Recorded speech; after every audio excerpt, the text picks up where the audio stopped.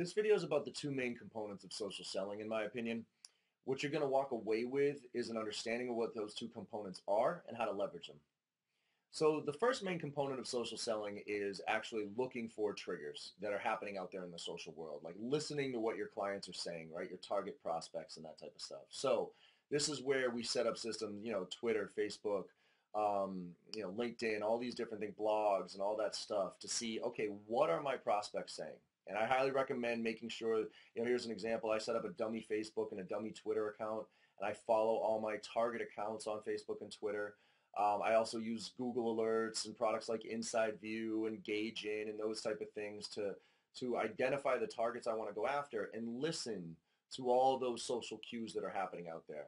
So if somebody was written in a blog or wrote a blog and said something cool, or if something's happening, somebody tweets something, I can take that and I can put it into usually probably more like an email or a phone call and say, hey, I was doing some research on you guys. I saw your recent blog post about this. I saw your recent tweet about that, and use that to engage with somebody in a very, very short term. So that's a very proactive way of dealing with social selling, which is the first part of it, right? And that helps us on a day-to-day basis, and there's a ton of great information out there that we can use to interact with our clients and trying to get them to meet with us. The other aspect of social selling, though, is a bit more of a long-term component of social selling, which I highly recommend. The challenge is it doesn't produce very much short-term results, but it helps you build your own personal brand. And that's really what the long-term component of social selling is building your own personal brand. And so a few ways of doing that are, obviously leveraging LinkedIn. And a couple of things about LinkedIn. First and foremost, your LinkedIn profile should not be an online resume. I mean, obviously, unless you're looking for a job. If you're looking for a job, then fine, be an online resume.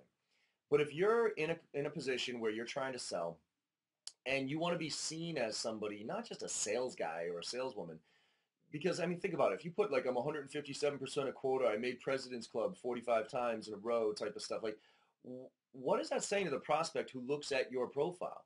That's just saying you're Captain Sales Guy and you're super good at sales, which to me actually puts me off as a potential customer. So think about your LinkedIn profile as something that if your clients, if your prospects looked at you, what would you want them to see? What would you want them to know about you? I put stuff like my philosophy on sales on there, some things that I've done for, some of the things I've done for certain clients.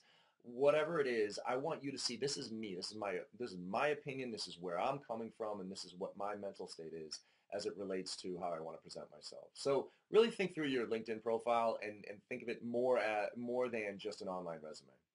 And then the other part of, again, the longer term play of social selling is adding value, giving away information, going on to LinkedIn groups, going on to blogs and everything else, and actually answering questions.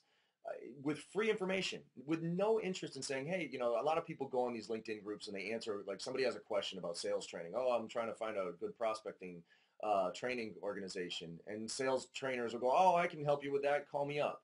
No, whatever that challenge is that person is faced with when they're positioning that question or whatever it is, answer them.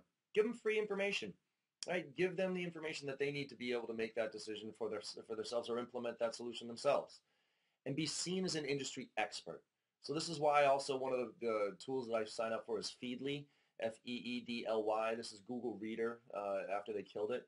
But what it does is I can bring all these data sources in, these RSS feeds of just stuff that's happening in the industry. So I have a clients folder. I have just an industry specific on SaaS. And every time I find a good article or something relevant to somebody that I've talked to, I'll share it with them. Hey, thought you might be interested in this. Based on our last conversation, I know you were talking about X, Y, and Z. Here's an article that talks about that. And again, with the idea of sharing information so that eventually you get seen as the person that they want to do business with.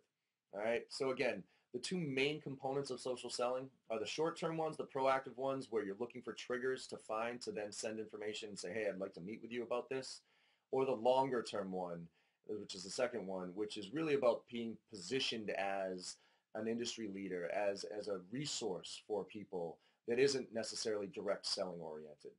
All right, so set those tools up. Make sure you go in your LinkedIn profile, you clean it up. Make sure you don't just always look for how to close that sale or how to get that person on the phone, but add value out there. Be seen as an expert. Good luck and happy selling.